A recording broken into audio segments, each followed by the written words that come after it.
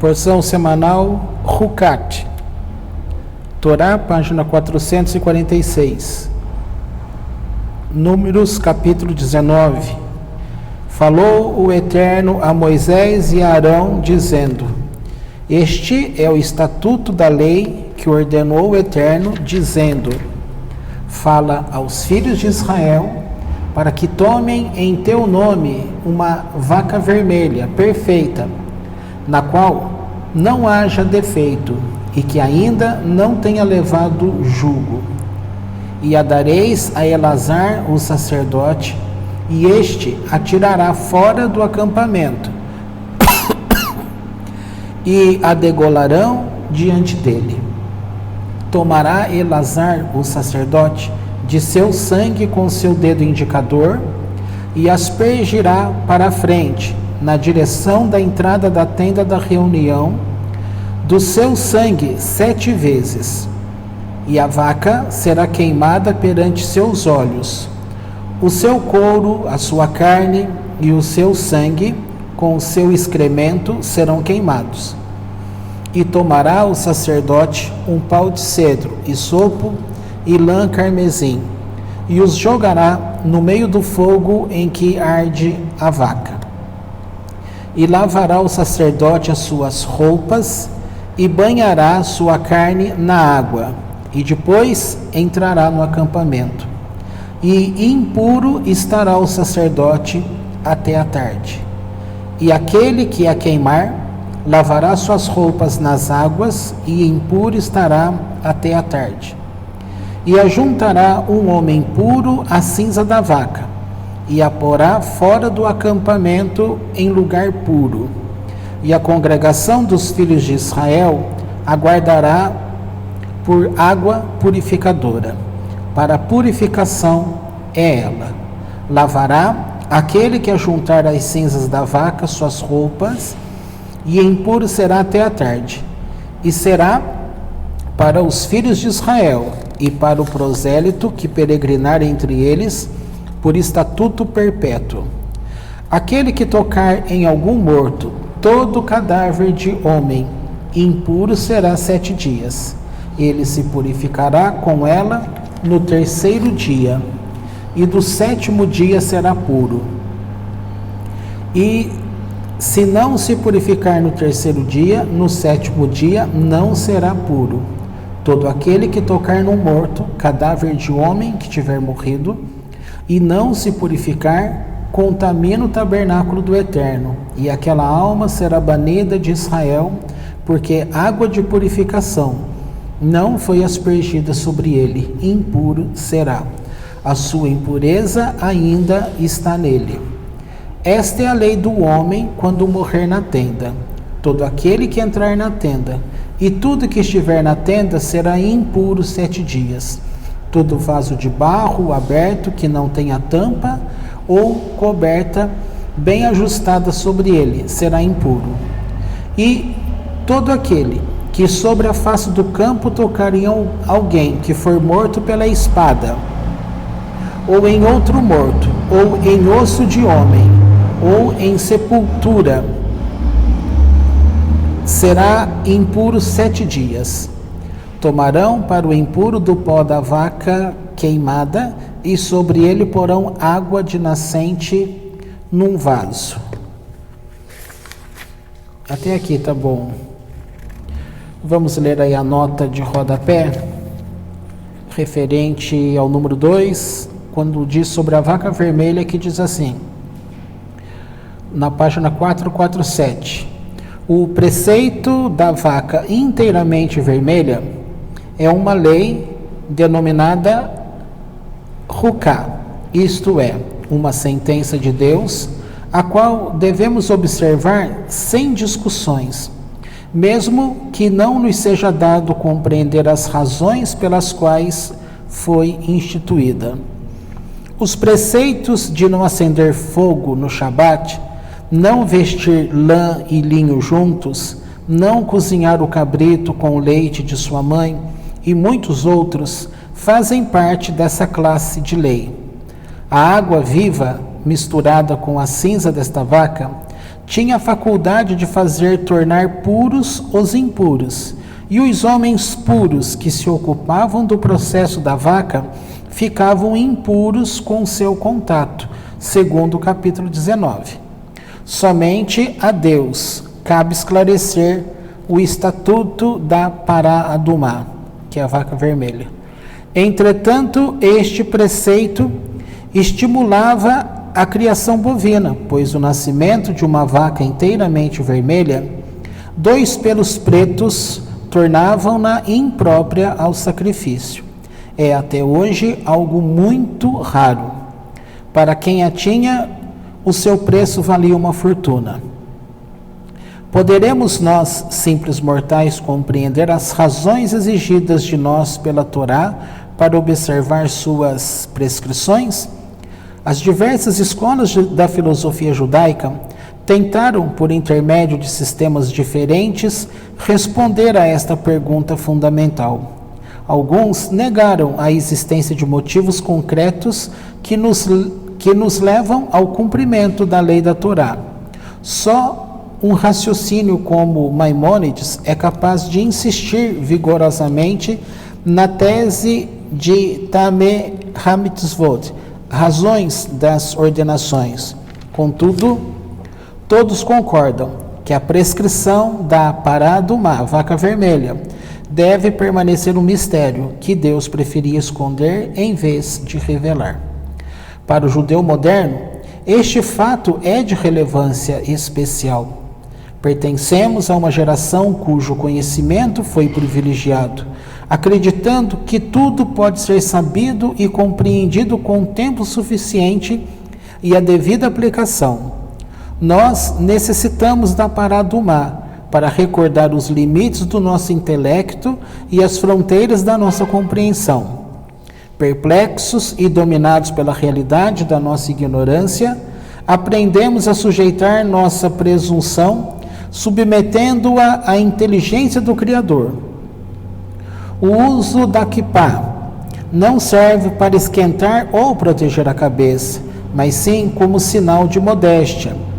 Assim como vestimos roupas sobre outras partes do corpo por decência e modéstia, assim também o uso do solidel cobrindo o crânio testemunha como o homem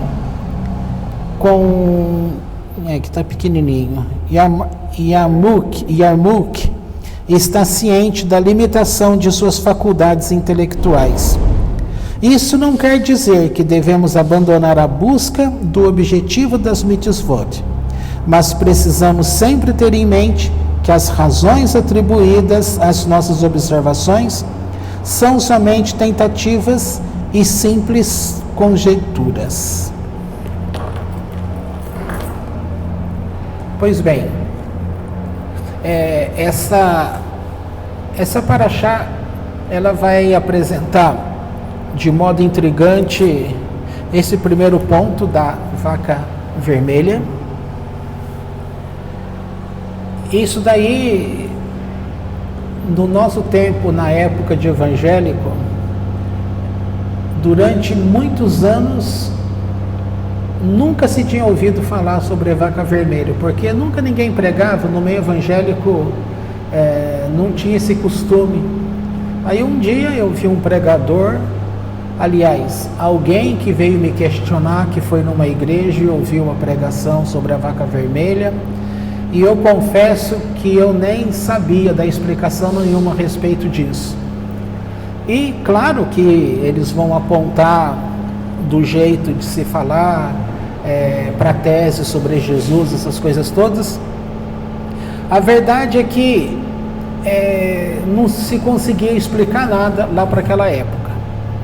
Dentro do judaísmo, com esta nova, não é nova doutrina, mas para nós é um patamar a mais, porque a gente, eu sempre friso, nós não viemos de educação de Torá nenhuma. Então, para nós é um grande lucro chegar até aqui. É um milagre da parte de Deus, sem que a gente tivesse mistura com nenhum outro tipo de povo, sem que a gente tivesse amizade com algum judeu que pudesse nos influenciar. Então não houve influência alguma, foi o próprio Eterno que, mesmo dentro do chamado sistema religioso, ele nos trouxe a este conhecimento, tá? E agora, prestando atenção no grande sábio que foi Salomão, ele diz que tinha 3 coisas que ele passou a vida sem conseguir compreender. E esta não compreensão tem a ver com este mandamento do Eterno, que tem mandamentos do Eterno que a nossa mente não irá compreender. E isso é muito interessante porque mesmo aqueles demais mandamentos que o homem acha que ele compreende, ele não compreende. Quantas coisas a gente acha que domina e de repente a gente descobre que a gente não tem domínio? Até aquilo que a gente estuda muito. Olha, você vai fazer uma apresentação, aí você estuda, vai fazer uma apresentação defendendo uma tese lá na escola, por exemplo, e aí você acha que domina tudo o assunto. De repente, chega ali na hora, você percebe que não tem tanto domínio assim, tá? A questão não é também saber o quanto que se domina, porque, como se brinca, dentro do judaísmo, o que pega, e pega muito bem e é legal, é justamente você ter opiniões diversas. Então você tem 3 pessoas, você vai ter 3 pensamentos diferenciados. E mesmo assim, não é fácil, embora ali você vê pelo Talmud a forma como se tem essas discussões, essas divergências, a gente percebe também que no nosso dia a dia, nós não fomos educados a lidar constantemente com uma ideia diferente da nossa. A gente se dá bem com aquelas pessoas que pensam como a gente. Você pega dentro, por isso que tem aquela frase coloquial que diz pensar fora da casinha. Esse tipo de mandamento é um pensar fora da casinha. Na verdade, é como se fosse um seguro da parte de Deus para a gente, para que a gente não enlouquecesse, não ficasse naquela alienação das pessoas, sendo obrigado a pensar sempre da mesma forma, porque chega uma hora que você não pensa mais, você vira uma massa de manobra, você vai sendo conduzido com aquilo.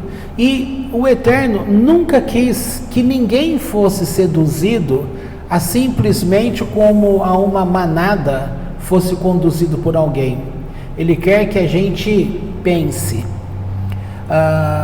Na paraxá passada, ou na anterior, foi comentado quando Moisés recebeu a ordem em transmitir, parte do espírito dele aqueles homens. Então era para ter 70 e houve 72. Por causa da ação de modéstia desses 2 últimos homens, que seriam sobra, e na verdade a atitude deles foi tão nobre diante de Deus, que lá, longe dos demais, dos 70, lá na casa deles, eles também receberam a mesma porção que os demais receberam. E conta que Josué, ele ouviu aqueles 2 profetizando, e ele foi até Moisés e disse para ele: olha, Medade, qual que é o outro? Eldad e Medade, os 2 estão profetizando, não seria bom repreender? Tá? Abrindo parênteses aqui, tem uma frase, um conto lá no Novo Testamento que também lembra algo aqui. Quando tinha que passar pelo meio de acampamento dos samaritanos, e o chamado apóstolo amado chega para Jesus e fala assim: vamos pedir para que caia fogo do céu e queime todos eles. E aí A resposta é: você não sabe de que espírito é, ou vocês não sabem de que espírito são. Tem um paralelo nesse trecho, se ele aconteceu ou não, mas veja que é um conhecimento que já estava no meio do povo. Embora um conhecimento que não era assim guardado e ativado, ou seja, não estava consciente na vida das pessoas, mas era um ensino. Tanto é que houve essa resposta e é conhecido como uma resposta sábia. Então, aqui quando Josué conta para Moisés, Moisés é como se tivesse dito essa mesma coisa. Você não sabe de que espírito é, porque para mim, Moisés falando, para mim, quem dera todos pudessem profetizar. Então, a vontade de um grande líder é que todos tenham as mesmas chances, a mesma revelação, o mesmo acesso ao conhecimento. E não se pode impedir que pessoas tenham crescimento, porque nós não estamos num jogo de poder. Nós estamos num jogo, aliás, jogo é forma de expressão, né? A nossa vida, ela tem um propósito, e o propósito é que a gente possa assimilar o que é que a Torá tem a nos ensinar, porque a Torá tem a ver com a manutenção deste mundo, não só a manutenção, mas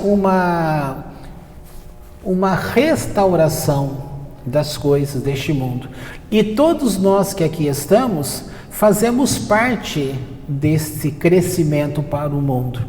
E isso para nós é uma novidade, porque como nós nascemos sem Torá, então todos, por um lado, nasceu com entendimento de Torá, porque Deus providenciou que todos, durante a gestação, recebesse aulas sobre o que é Torá. E isso ficou guardado num lugar escondido dentro de nós. Vamos chamar de inacessível por um lado, mas durante a nossa vida ele vai se tornando acessível. E essa é a prova de que as pessoas, por mais que ela não tenha educação religiosa alguma, ou ainda esteja numa educação religiosa, ela acaba se comportando de acordo com o que a Torá manda. E a pessoa nunca teve noção de nada disso. É uma escolha que cada um pode fazer como retorno ao eterno. Tá? Aqui a gente pode lembrar de um texto de Deuteronômio que é colocado novamente pela boca do apóstolo Paulo, porque ele vai falar assim, olha, a palavra está perto de ti, na tua boca. Lá na Torá, então isso é copiado de lá da Torá, não é um ensino de Novo Testamento, isso é um ensino de Torá, que a palavra está na nossa boca, está perto, tá? Ela está no nosso coração. Só que quantas coisas estão no teu coração e você não tem conhecimento? A gente pode passar a vida inteira e ainda nós não teríamos condições de descobrir quem nós somos. Se isso em princípio está relacionado com a própria vida que você acha que conhece, que é você mesmo, nos momentos que nós tomamos decisões, nos chamados momentos traumáticos, a gente não tem ideia de que tipo de explosão, de reação a gente pode ter ou possa ter. Então, voltando aqui, quando Moisés fala que bom se todos pudessem profetizar, ele está dando um exemplo de uma compreensão profunda daquilo que são conhecimentos que a nossa mente não conhece. O profeta não disse que o homem, quem o conhecerá, né? Também tem frases que falam das razões, que o coração é desesperadamente corrupto, quem o conhecerá? A Torá, portanto, ela coloca para as pessoas comportamentos como a gente já vinha falando sobre isso, que vai tratar do caráter da pessoa, do caráter, tá? E geralmente nós não pensamos que este Viver Torá é uma aula de transformação do nosso caráter, entendeu? E como já foi falado algumas vezes, como que ativa tudo isso em nós? Ativa bem num plano, vamos chamar de inconsciente, a pessoa não percebe. Mas em pouco tempo ela começa a perceber que a forma dela de entender o mundo, de conversar com as pessoas, mudou. E mudou por quê? Porque alguma coisa aconteceu dentro dela. Então são pontos, quando a gente vai estudar algum princípio psicológico, eu lembro que era ensinado assim, que essas questões, elas estão igual o móvel, quando a criança vai dormir, que ela brinca numa peça, mexe numa só e acaba mexendo em outras tantas. Então, para efeito de cura em nossas vidas, imagina se cada cura fosse obrigatório você chegar em cada uma especificamente. Nossa, é tanta coisa dentro de nós, coisas que a gente nem conhece. Então, quando nós somos ativados num ponto, é uma área toda que acaba sendo curada. E as pessoas não percebem. Porque ninguém fala dessas coisas. Aliás, bastante gente fala, mas pegando de uma forma bem generalizada, é como se ninguém falasse de nada disso. Então, vamos lá. Quando se fala desta vaca vermelha, qual é a posição que ela ocupa? Ela ocupa uma posição extremamente importante na cultura judaica, porque para a vinda do Mashiach, do Messias, será necessário o terceiro templo. E para o terceiro templo será necessário a vaca vermelha. Entendeu? E é dito que até hoje houve 9, acho que são 9 vaca vermelha nesses anos todos de existência. Então, a 10ª, agora eu não sei se a 9ª vaca, acho que teve 9, então seria a 10ª. Há alguns escritos que você vai pensando aqui e ali que diz que os rabinos de Israel já têm uma vaca vermelha prontinha para ser usada. Eu não sei te falar sobre esses assuntos agora, porque faz tempo que eu li. Mas de tempo em tempo vem essas questões. Aqui, como a Torá anunciou, tem que ser bastante rígida para chegar nessa vaca vermelha, tá bom? Então vejam, com a morte desta vaca vermelha, Deus estabelece que ela vai ser queimada e vai ser pego as cinzas dessa vaca, misturado com água, e esse pó dessa cinza com a água, essa água vai ser guardada e é ela que vai servir para purificar o sacerdote, sumo sacerdote ou qualquer pessoa que tenha contato com o morto, como foi dito agora em textos outros. Se não tem o cumprimento desta mitzvah, você torna tudo impuro, tá? Agora, como pensar nestas coisas? Aqui ele citou, nesse comentário, ele deu algum exemplo de situações que também declara que não faz sentido, a nossa mente não vai acatar. A Parashá Korach, que vimos semana passada, num dado momento, ela traz a arrogância do pensamento de Korach, quando ele tenta expor publicamente a Moisés dizendo para Moisés que não tinha sentido dar explicações do porquê a família dele estava encabeçando um ministério. E ele tentava colocar para as pessoas que Moisés, embora da mesma tribo, embora parente dele, ele não era um homem correto.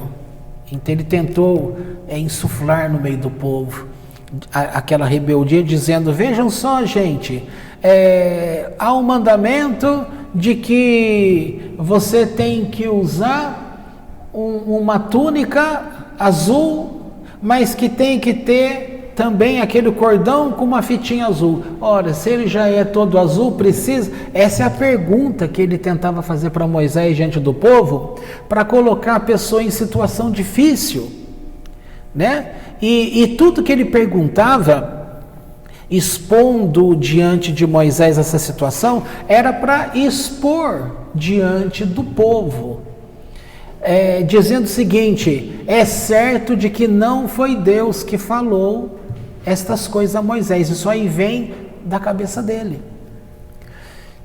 Então, por que fica fácil, ou ficou fácil, esse tipo de narrativa? Porque são situações que não é para nossa mente compreender, tá? Agora, qual é a utilidade destas coisas todas? Você vai percebendo que é dito assim: tudo que é proibido é bom, não é? Proibiu-se o fruto, aí passa a ter vontade de comer o fruto. É falar que não pode fazer uma coisa, você está de jejum, aí você tem vontade de comer uma coisa que você não liga, mas quando você pode comer, você não quer. Aí quando você tem que fazer jejum, não pode tomar leite, aí você quer tomar leite. Não pode tomar água por meia hora. Poxa, naquela meia hora te dá sede. Então parece que há algo dentro de nós que perturba, que você quer estar no comando. Se sujeitar de que você não está fazendo algo. Tem a fábula, né? Deixa eu entrar aqui com a fábula. A fábula diz que a raposa estava andando pelo vinhedo, né? E de repente ela para bem debaixo daquele cacho de uva bem formoso, bonito, né? E ela olha, até engole a seco, né? E ela olha para o alto e percebe que não vai conseguir pegar. E aí na fábula fala assim: também está verde mesmo? Ou seja, que vai adiantar? Está verde, eu não posso comer, tá? E isso é uma das questões que se chama como defesa da parte emocional, se chama como racionalização. E você vai perceber que esse tipo de situação vai explicar um monte de comportamento que nós temos, porque a gente vai racionalizar, a gente vai dar uma razão do porquê eu não vou fazer aquilo, para esconder a minha indignação, que eu quero e não consigo. Também está verde mesmo. Então tem situações, Deus já vai tratando essas coisas dentro de nós, porque, como já foi dito aqui, para a gente aprender, a gente precisa se sujeitar em saber, eu preciso conhecer, né? Veja como é difícil você dar uma aula para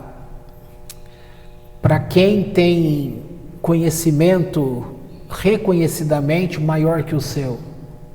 Veja como é difícil você falar de um assunto onde tantos outros dominam. Imagina você falar sobre história e de repente você tem gente aí que é expert em história. Como que você vai falar de situações? Tá? A gente precisa compreender que a gente está sempre aprendendo. E a Torá, ela não é lida todo ano? Todo ano a gente lê a Torá. Agora você pensa assim: poxa, o judeu está lendo a Torá desde épocas e de épocas e de épocas, não enjoa? Será que esgota você vai perceber que de fato não esgota, justamente porque quanto mais alto uma pessoa vai alcançando em termos espirituais, nova classe de conhecimento vai surgindo e a pessoa vai poder explicar. Só que tem um detalhe: por que a gente não atinge esses conhecimentos profundos?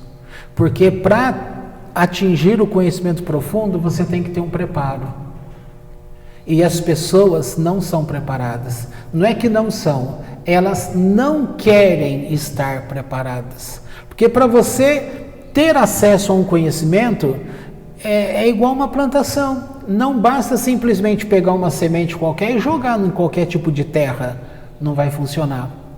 Por isso que em agricultura, determinado tipo de planta, ela vai se dar bem num lugar que seja com calor. Outro tipo não quer o calor, exige mais frio. Determinado tipo de planta exige mais água, outras muita pouca água e outras quase nada de água. Entendeu? Então esse tipo de coisa serve para a gente.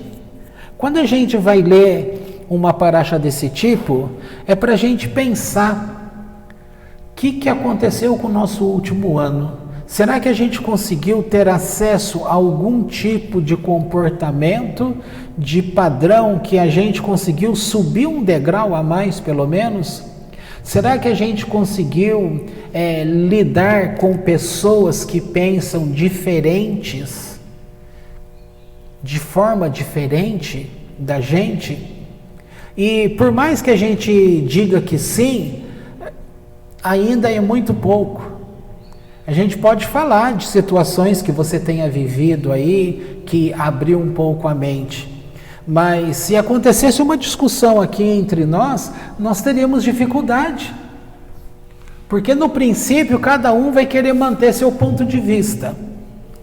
E geralmente o ponto de vista ele foi ensinado, né? E a gente defende com unhas e dentes algo que às vezes a gente nem sabe o que está falando. Olha a guerra religiosa. O que uma pessoa vai lá e mata alguém? Ela mata alguém porque ela é um assassino? Não, ela mata alguém em nome de Deus. O pessoal que fica jogando aqueles mísseis em Israel tem que revidar. Aí vem essa diferença de postura, né? Enquanto o povo mal, vamos chamar de povo mal entre aspas, né? Porque mal todo mundo e bom todo mundo também mas um grupo vai lá e direciona um míssil para Israel. O que o povo que concorda que é antissemita vai achar? Se Israel vai lá e revida, nossa, as manchetes no jornal, no mundo inteiro, é que Israel revidou, que ele não quer paz, tal. Gente, vai ficar lá esperando o povo mandar e matar e faz tudo? Então você percebe que isso está em todo tipo de coisa. É na política, é dentro de igrejas, é dentro de um segmento, dentro de uma seita, é na escola, é em tudo quanto é lugar.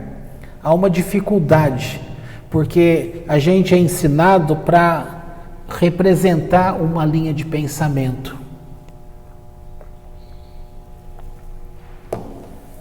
E a gente precisa ser livre. E atingir essa liberdade não é fácil. Veja, Andy, já te foi falado umas 3, 4 vezes sobre o mesmo assunto.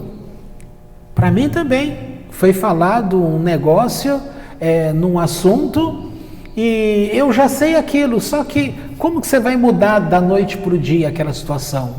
É muito difícil, porque é uma estrutura que está dentro da gente.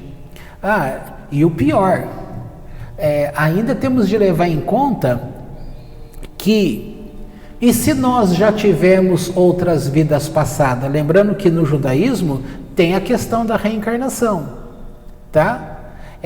Embora não é como o Espírita fala, tem muita coisa que o Espírita fala que bate com a educação judaica, tá? Eu friso assim justamente para não ficar que a gente ouviu reencarnação aqui no Brasil de um ponto de vista espírita, mas nós estamos falando de reencarnação do ponto de vista judaico, que estuda realmente o que é a alma do homem. Esse conceito de alma do homem para o judaísmo é uma coisa totalmente nova para quem tem uma educação evangélica. Entendeu? É uma coisa muito mais complicada. Então eu estou dizendo assim, imagina nesse ponto que primeiro a gente pode ouvir alguma coisa sobre nós mesmos, que chega naquele ponto, a minha mente não vai entender isso. É como se fosse um mandamento desse. Eu não vou compreender. Mas para eu entrar nesse negócio, eu preciso, além de querer compreender, ou esperar compreender para começar a fazer, não vai dar. Então o Eterno quer que você simplesmente aceite, viva aquilo, e Deus sabe o que é que está ali que vai despontar dentro de você. Às vezes são chaves, né? Como o povo gosta de falar aí que tem chave mestra, chave que vai abrindo um monte de outras portas. Dentro da gente é assim. Tem um monte de coisa em nós que se você não abrir primeiro uma primeira porta, não vai conseguir abrir demais. E muitas coisas em nós estão debaixo de algo parecido com esse tipo de mandamento. Você não tem que entender, você tem que se sujeitar em amor, em obediência, em servidão. E aqui agora eu estou misturando, não estou falando só do aspecto de Torá, estou falando de um aspecto geral de vida. Vamos dar um exemplo bem bobo. Todo mundo conhece o mandamento que diz que devemos respeitar pai e mãe, tá? Vamos começar com a clareza disso que a Torá coloca. Então você tem um pai, vamos colocar o pai homem mesmo, pai, não pai e mãe. Estou falando só do pai agora. Você tem o pai que é o Isaac. Isaac teve 2 filhos, Esav, Esaú, e Jacó, tá? É sabido que a preferência dele, ele estava mais inclinado para o filho Esav, Esaú. E é sabido também que Esaú não queria nada em comprometimento com os mandamentos do Eterno. Então ele acabava engabelando, enganando o pai, fazia perguntas de Torá só para, entendeu? Isso no fundo fez com que esse homem, que era temente a Deus e conhecedor, não soubesse que o filho não queria nada com nada. Claro que ele sabia, só que a vida inteira, como que ele vai se permitindo a defender o filho, querendo fazer do filho um grande cumpridor de Torá, tá? Você vai percebendo essas coisas. Adiantava chegar lá e falar? Não. Mas quando o negócio pegou para valer, o que é que prevaleceu? O dia que ele teve que passar a herança, dentro dele, ele sempre quis, eu vou transmitir a herança da bênção para Esaú, que é o que ele queria. Mas o que é que de fato mandava? O conhecimento interno. E na verdade, quando fala assim, Jacó enganou o pai, não houve engano nenhum aqui. Não houve engano. Porque quando chega Jacó, lembrando que Isaac aqui ele já estava praticamente cego, né? Então ele percebeu, é como se o céu estivesse presente ali. A bênção de Deus está presente, tá? Quando ele, independente, ele põe a mão ali e era pelo, ao invés de ser o pelo de verdade do corpo de Esaú e tal, a verdade é que ele se permitiu ser enganado, digamos assim, porque ele sabia que ele não estava sendo enganado.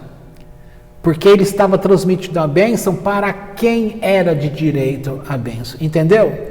Então, o externo que vai servir para discussões, mas a mãe falou para ele que vai matar o bichinho lá e colocou a pele no braço dele e fez. Isso tudo é um jogo que vai servir, como é um jogo da nossa vida. Nós somos ludibriados todo dia, é dentro da nossa casa, no local de trabalho, os nossos amigos, nós somos ludibriados, mas nós também ludibriamos. Nós jogamos nos dois times.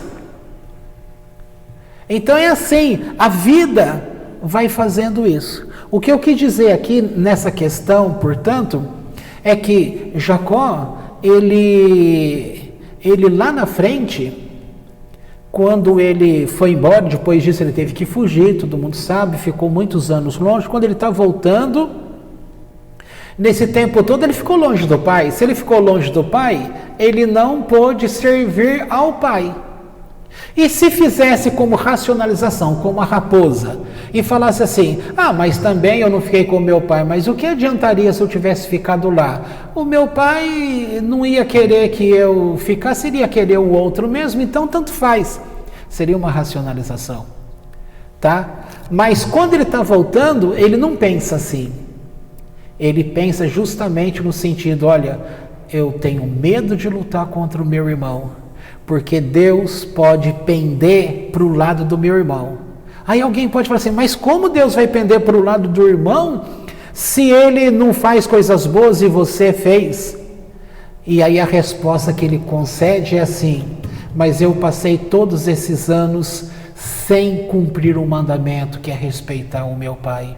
E ele, por pior que ele seja, ele teve o direito de passar estes anos todos e ter o mérito deste mandamento. Entendeu? Eis a questão. Agora o outro, no caso o Esaú, ele podia pensar assim, se é que ele pensou, né? Eu tive esses anos todos e eu cuidei do meu pai. Primeiro, ele não cuidava pelo mérito do mandamento.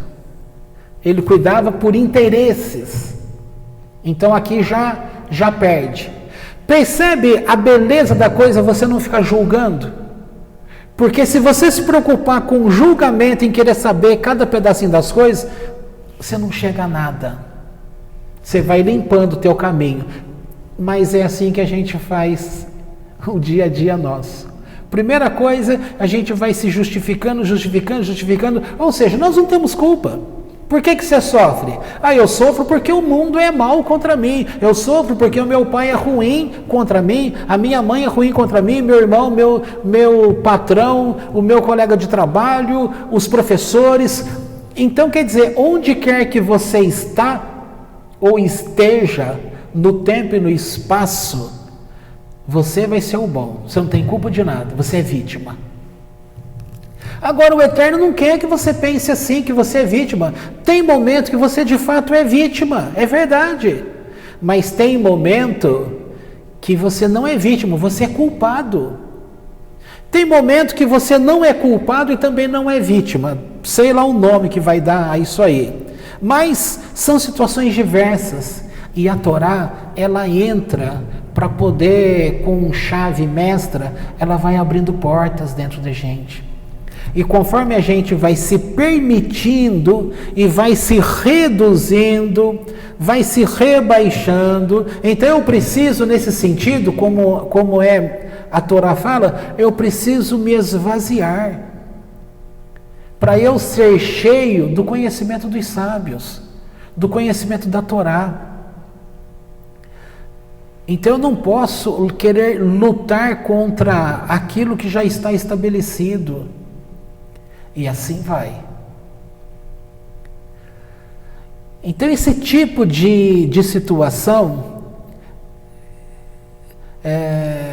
a gente começa a perceber que a gente não mexe em determinados assuntos, porque a gente se protege demais. E de repente, quando a gente, porque não tem clareza mesmo, tá? Tem assuntos, são assuntos diversos, né? São assuntos em todo tipo de área aí. Olha, a gente descobre que a história que a gente aprendeu nos livros, os livros didáticos da história do Brasil, são mentirosos. Agora, como que você vai falar para uma criança que está estudando história do Brasil, eu lembro que meu pai falou que a história do Brasil nos livros está tudo errado, então eu não vou querer estudar. Eu lembro que eu falei para o meu filho uma época assim, olha, você vai estudar tal coisa? Não se preocupe com isso. Responda lá na hora da prova aquilo que o professor quer saber em sala de aula. Não adianta querer bater de frente e discutir. Vocês ficaram sabendo essa semana do serial killer lá de Brasília, aquela coisa toda?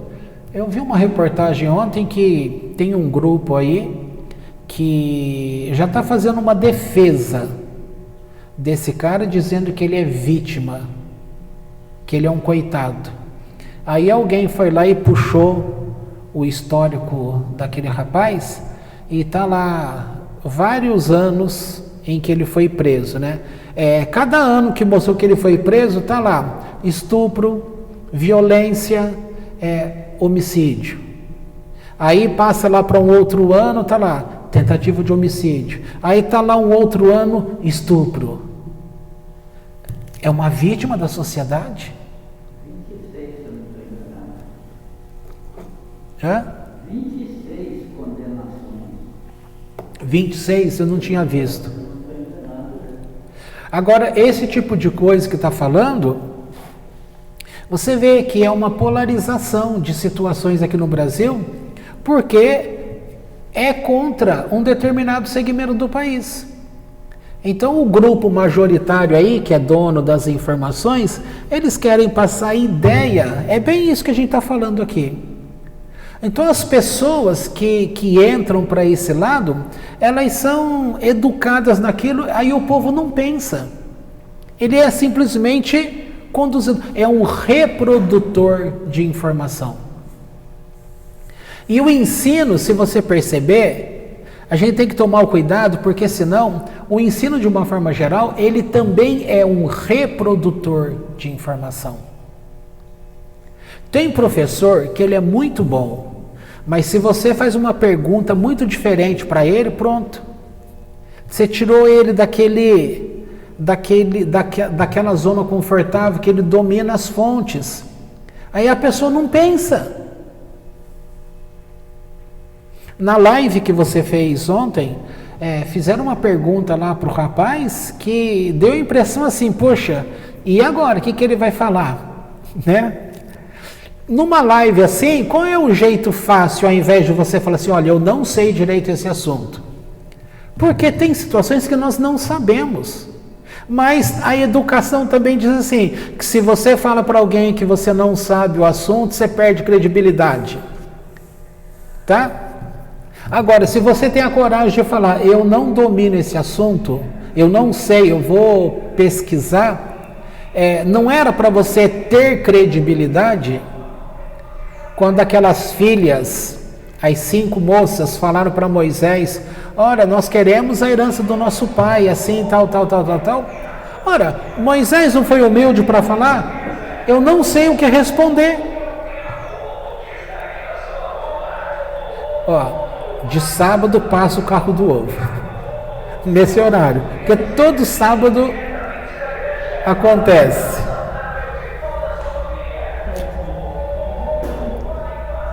Amém, né? Ele precisa vender. Então aqui um exemplo, né? É um exemplo bobo, mas veja só.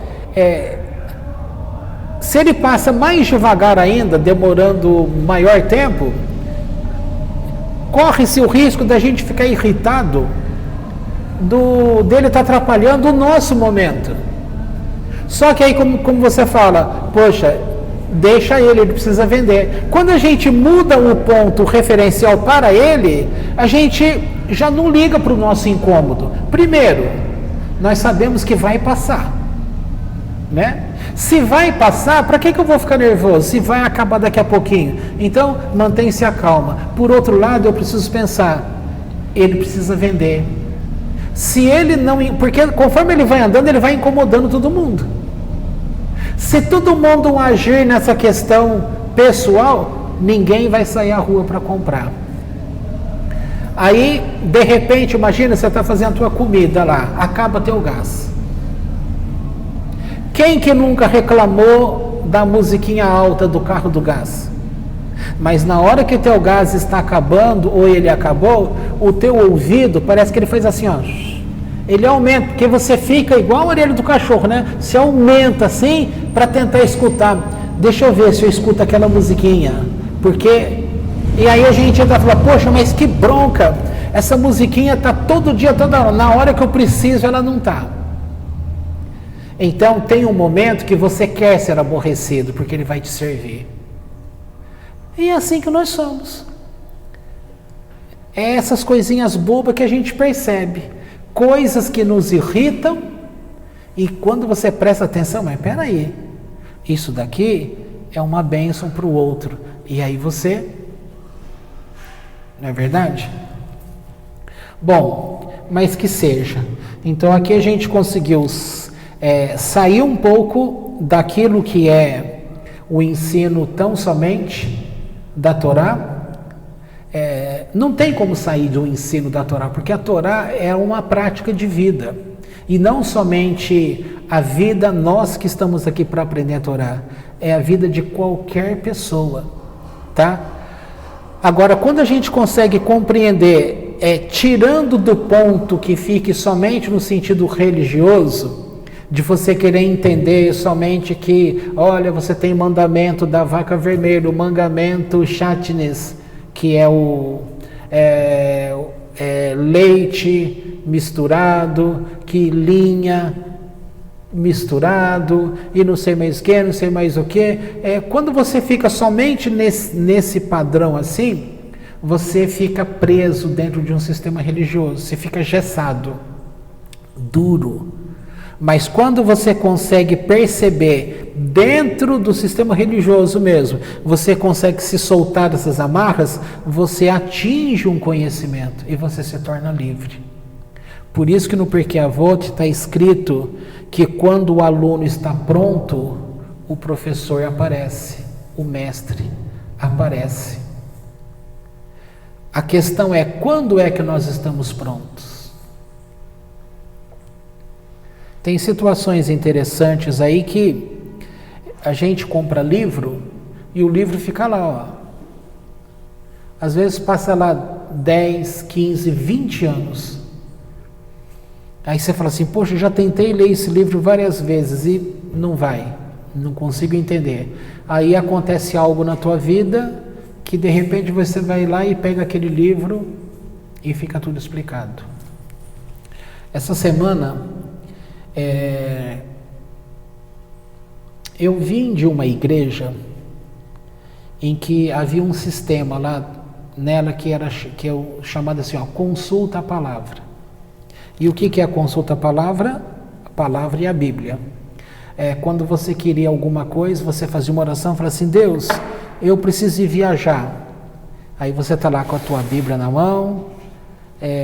Isso se fazia lá dentro da igreja, tá? Ou quando você está sozinho, Deus, eu preciso de tal coisa e eu vou abrir aqui a palavra e o texto que o meu olho bater é a resposta do Senhor, tá?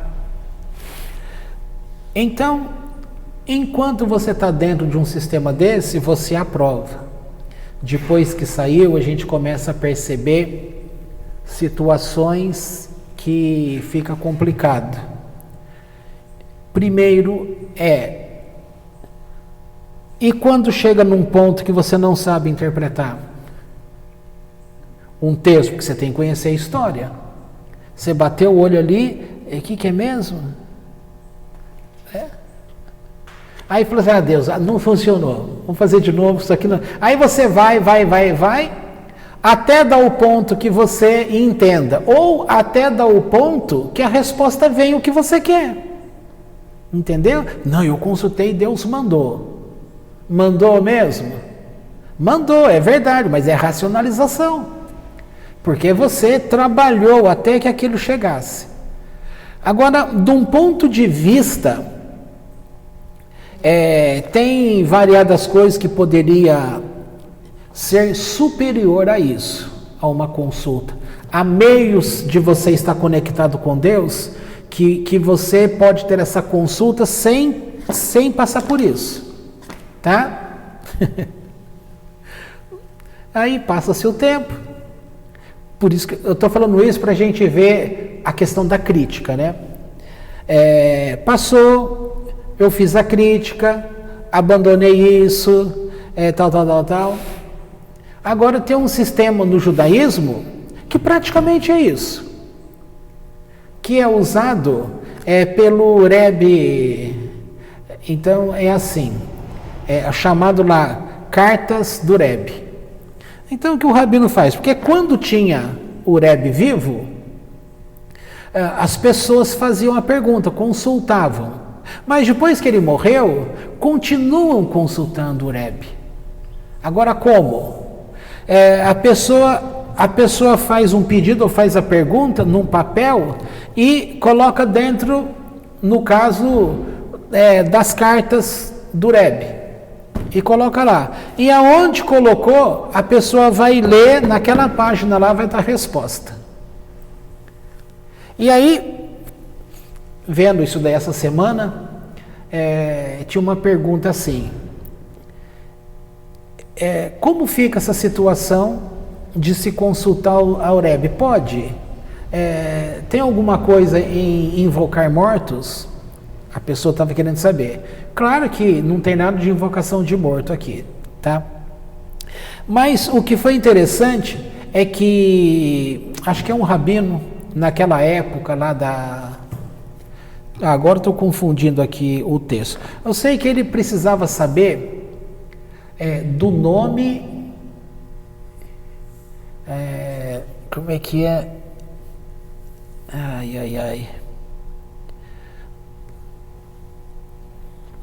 Como é que é? Agora eu não estou lembrando. Eu sei que ele precisava saber o nome da mãe de alguém lá, tá? E ele não lembrava de jeito nenhum qual é o nome. Aí ele pensou assim, eu vou consultar, né? E na hora que ele colocou o papel no pedaço do livro, quando ele foi ver, a palavra, eu não vou lembrar a palavra, era a letra Shin, o Bet e o Resh, tá? Eram essas três que dava para. Lembrando que eu não vou lembrar a palavra porque você tem que saber a pronúncia com as vogais ali, né? Mas com estas três letras, quando ele bateu o olho ali, ele viu aquela palavra, então Shin, Beit e o Resh, essas três que eu falei, né? Aqui ele descobriu o nome da mulher, que é Rivka. Eu falei, mas como que ele descobriu? Ele descobriu porque na hora que ele bateu o olho, então,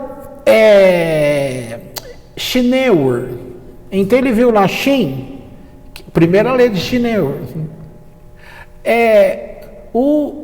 o Bet, que é Ben, que é filho de, né? E na hora que ele viu o Resh, eu quero saber qual é a mãe, então qual o nome famoso aí? Rivka. Falei, pronto, descobri, é Rivka. E aí vem aquela questão, isso aqui foi uma interpretação, né? Aí vem naquilo lá que a gente comentou, você pega um texto lá, e tem alguém que olha esse texto e fala, Deus está falando que eu posso fazer. Uma outra pessoa que consegue interpretar os códigos daquele texto, vai falar, não, Deus está dizendo que não é para você fazer. Então veja só, mesmo nessa questão da interpretação, ali ainda no sentido judaico está dizendo assim, você deve procurar um rabino que que está acostumado à interpretação dos códigos, tal, para ele poder te auxiliar, entendeu? E por aí vai, Então você imagina quantas coisas nós já fizemos dizendo que Deus mandou, sendo que Deus não mandou. Tá? E a gente tem que ser humilde para poder entender que a gente erra. Às vezes o erro não é erro, é por falta do sistema, né? Tem exemplo clássico aqui comigo mesmo, não quero falar aqui, mas todo mundo conhece situações que me ocorreram aí que não tinha como entender a verdade que Deus estava falando com aquela cabeça religiosa que a gente tinha. Seria quase que impossível. Mas conforme depois acontecer, alguém pode falar assim, você simplesmente adaptou. Não é adaptação, é o que sempre era, só que se você está debaixo de um sistema, como que você vai ver fora da casinha? O ver fora da casinha é um sofrimento às pessoas, porque você tem que ser forte num monte de coisas. Então, voltando, esta situação, talvez uma das coisas mais ricas aqui é o trabalho emocional, espiritual que ocorre dentro do teu ser para uma liberação. Porque para você estar disposto a cumprir uma situação e você estar submisso a abrir mão de querer saber como aquilo é aquilo, você primeiro está se sujeitando a Deus. Então aqui sim, tá? Aqui que pega a coisa real. Por isso que eu te dei o exemplo de Jacó, que ao mesmo tempo que ele sabia que ele estava em situação adversa em relação ao pai, mas por outro lado ele estava numa situação muito boa em relação ao pai também. Então aqui é bom ver essas questões na vida da gente, que ensino de uma forma geral, né? Por isso que é difícil tomar decisão, não é, gente? Você vai tomar decisão de uma coisa, se você parar e ficar pensando, você vai ver possibilidades e possibilidades e possibilidades. Uma das ideias, inclusive, de quem passa por um problema é justamente ele reviver a cena na cabeça, né? E ele vai observando e ele vai executando ali possibilidades. Todo mundo consegue fazer isso? Em tese que sim, mas vai funcionar para todos? Não, vai funcionar somente para aquele que está sujeito a esse tipo de padrão. Porque aí você consegue repassar a cena, eliminar as dores emocionais e a vida é levada para frente com riqueza, tá? Agora, tem gente que vai ficar parada na realidade do que aconteceu, por causa do trauma. Aí a vida para. Então, essa riqueza de situações que é importante aqui para a gente. Amém?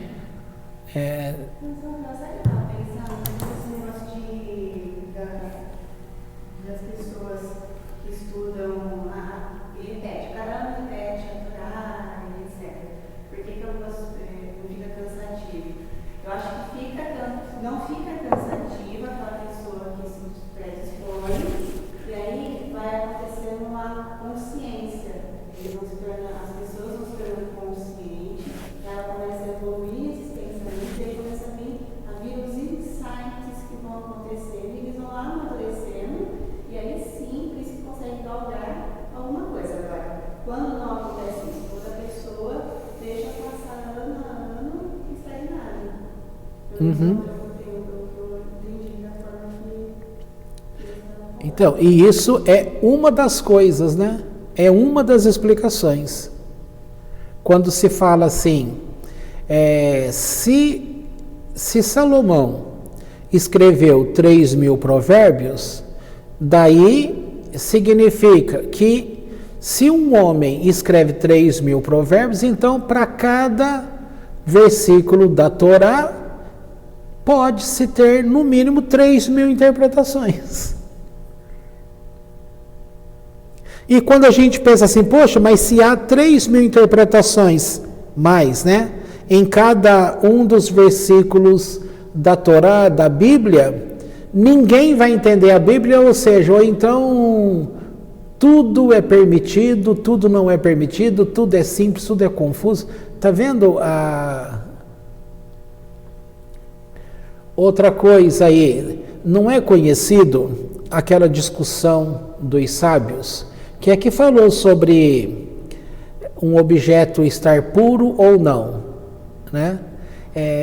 Queriam saber lá se uma tampa que caiu no pote de sopa, se estava puro ou não.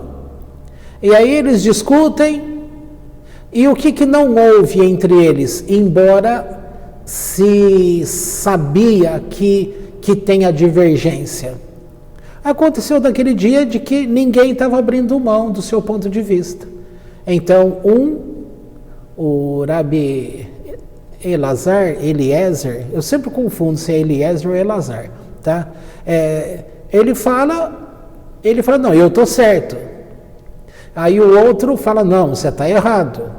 Ele fala, não, se eu estou certo, então a água vai subir ao contrário. Aí vai lá fora, a água sobe ao contrário, então eu estou certo. E o outro fala, não, se eu estou certo, então essa parede vai inclinar. Aí a parede inclina.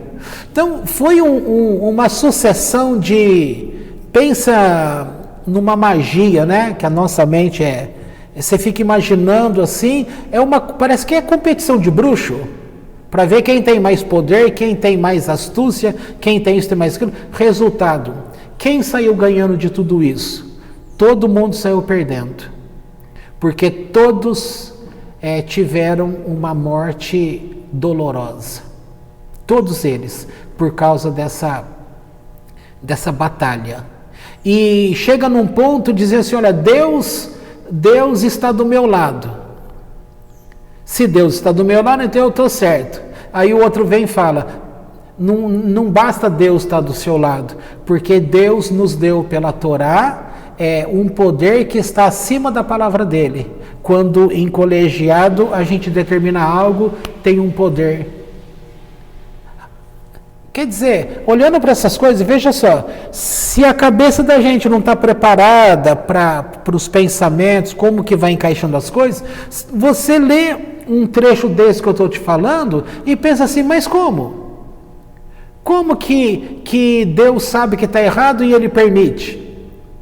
Aqui você vai entender quantas coisas você estava certa e você foi o prejudicado. Você vai falar, Deus, mas eu estava certo, você sabe disso. Ele poderia te falar, sim, eu sei disso. Mas olha como que você agiu. Da forma que você não conseguiu entender assim assado, a minha palavra do outro lado também estava certa. E eu acho que é esse jogo tão difícil que esse tipo de paraxá, onde vai atuando dentro da gente. Que dentro da gente que vai precisando ter aquela informação, que a gente precisa ter sabedoria para abrir mão aqui, né? Apertar aqui, soltar aqui, é o famoso jogo de cintura, é o saber levar a vida, é o exemplo que tivemos agora do carro do ovo aí, que no primeiro momento está atrapalhando a nossa aula, mas em seguida se melhora a nossa aula, ele não vem, depois ele vai dar o quê para o filho dele comer? Então esse tipo de coisa a gente vai,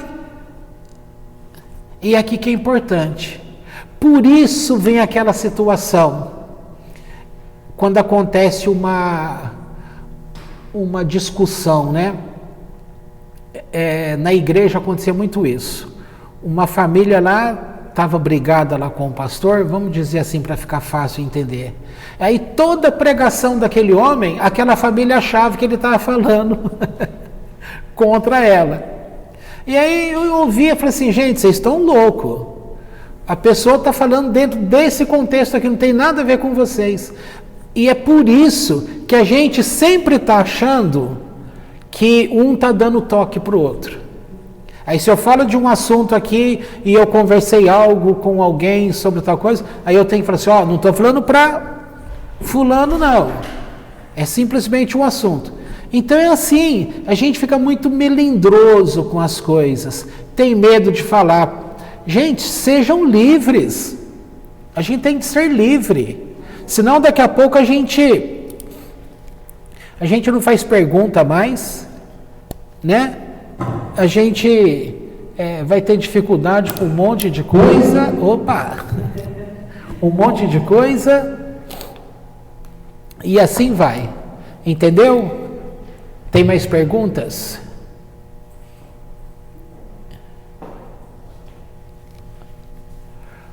Bom, também educação que se vinha dentro de religiosidade era assim, que sempre que uma coisa ruim acontece com a gente, era uma punição. E aí essa semana eu fiquei com dengue, semana inteira, né? Aí uma pessoa muito próxima falou assim, o que você andou aprontando, hein? Porque faz muito tempo que você não fica doente. Está doente por quê? Então, novamente vem o processo lógico, né? Muito tempo sem ter nada, aí de repente pegou dengue. Se pegou dengue é porque alguma coisa fez, tá? Agora, precisa perguntar, onde foi que eu peguei dengue? A probabilidade maior é aqui dentro, aqui onde a gente está. Aqui nessa cadeira que eu estou. Eu estava arrumando aqui o violão e eu fui mordido pelo pernilongo. Aqui, na quarta-feira. Na sexta começou a aparecer os sintomas. Aí nós vamos pensar, que controle eu tenho do pernilongo? Ou por que o pernilongo foi enviado aqui dentro? Você não vai parar nessas... Vai ter explicação para tudo. Pode falar por um lado, Deus mandou o pernilongo contaminado de lá, aqui, porque ele sabia que você estava aqui e você precisava ser punido. Pronto, é uma ideia. Uma outra ideia, eu fui picado ao acaso, porque o pernilongo, eu vim aqui num dia ao acaso e o pernilongo estava aqui ao acaso. E ao acaso ele me pegou. Aí vai ter um monte de coisa. A situação tem doenças que vêm até você como uma punição? Tem. Tem doenças que é causa e efeito? Tem. Um monte de doença, ela é causada por distúrbio emocional. Ou muitos vão dizer que a totalidade do que acontece com a gente vem por esse desequilíbrio que a gente vem causando. É uma explicação dentro de diversas coisas? Claro. Agora, o importante é a gente não ficar preso mais àquilo que tem uma face só, que aponta como aquele Deus juiz que vai só te punir, que é isso ou aquilo. Sabe o grande mérito do judaísmo para a gente? Foi ter nos ensinado a verdade sobre Satã. Porque tudo era Satã, tudo era o diabo. Aí a gente fica livre, né? Porque a gente não tem culpa de nada, tudo é o diabo, tudo é o diabo, tudo é o diabo. Aí é que tá. Então essa questão, como que a gente vai aprender isso? É fácil? Não é fácil, porque você está mexendo com situações dentro da gente de anos e anos e anos e anos, e que se bobear, em muitos momentos a gente ainda se permite a ser punido em nome daquela crença. Hoje, cientificamente falando, está rolando aí vários ensinos que vai te ensinar a quebrar a crença. E crença aqui não está no sentido de palavra religiosa, mas sim naquilo que você crê, que você acredita, no pensamento que você se apegou, a formulação. E você vai perceber que aquele processo onde você está ligado com essas coisas que acaba chegando um monte de coisas ruins que você fica aprisionado. Que quando você começa a quebrar o poder dessas crenças, você vai descobrir que você não é doente. Você se via doente. Que você não tem um problema, você criou aquele problema. E assim vai. Poder da crença. Tá? Exemplo disso, aquilo que se chama de pensamento positivo. Você se apegou numa coisa, aquilo liberou. Mas quando você acredita que aquilo é um mau presságio, você fechou.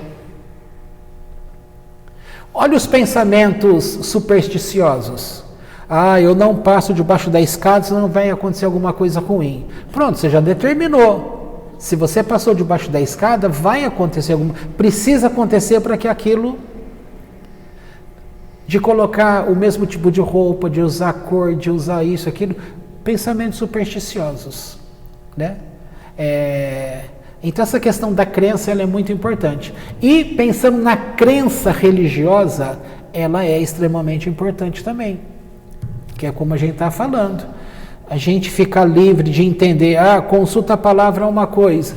Mas qual é a diferença nesse sentido da consulta ao Rebbe? Tecnicamente nenhuma. E o problema que acontece de um lado, acontece lá também.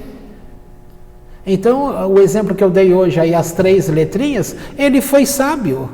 Ele soube ler naquela palavra que bateu o olho, ele leu lá, Shineur Ben Rivka. Pronto, descobriu o nome da mãe. Por uma palavra. Mas quantos iam bater o olho ali e não ia saber? Tá? São códigos. Interpretação de sonhos. Então, nessa questão, é que nem eu disse um dia, Deus, ele visita a vida de todas as pessoas no mundo inteiro.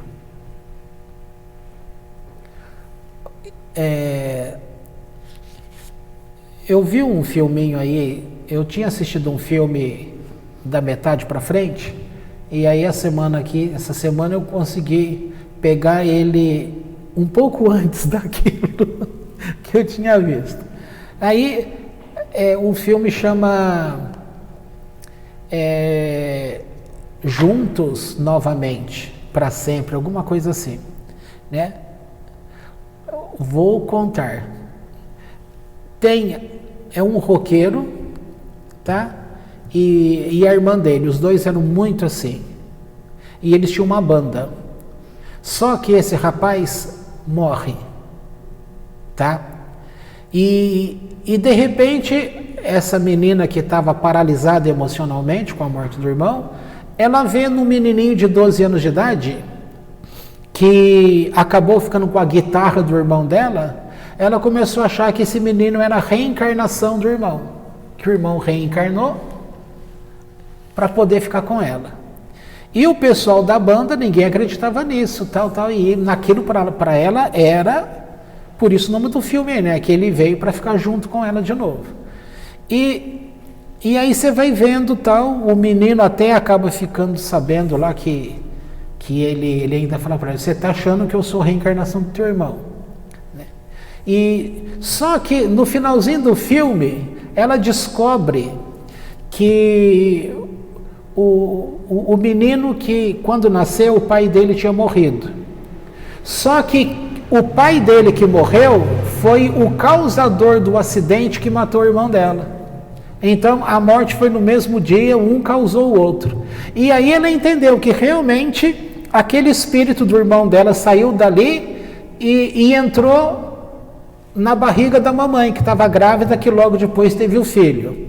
Na cabeça dela foi assim, tá? E tem situações, por exemplo, no judaísmo, que fala que um dos problemas de cremação é que se você crema, o corpo crema. Para quem está com fome vai entender creme. Que um dos problemas de cremação é que destrói o corpo, aí a alma vai levar muito mais tempo para poder se separar. E sem essa questão, não tem como você pegar essa alma que já foi destinada em seguida para reencarnar, ela não pode reencarnar. O Zohar ensina isso, tá? Então, nesse sentido do filme, bate. É possível a pessoa morrer ali e já ter uma reencarnação em seguida? É possível. E no caso do filme contou isso, que no finalzinho ele canta a música e ele fala assim, olha, essa música eu recebi em sonhos. E a música que o menino cantou em sonhos, que ele cantou, era a música que o irmão da menina estava fazendo. E eles conheciam um pedacinho dela. Só que ele morreu e não terminou. Agora, com o menininho, ele deu continuidade, então foi um recado que ele deu, sou eu mesmo, na vida do menino, entendeu? Grosso modo é isso, uma coisinha bobinha e tal, mas passa-se bem o tempo você querendo entender, mas será que realmente é o rapaz lá tal? E assim vai, entendeu? Podemos parar aqui, né?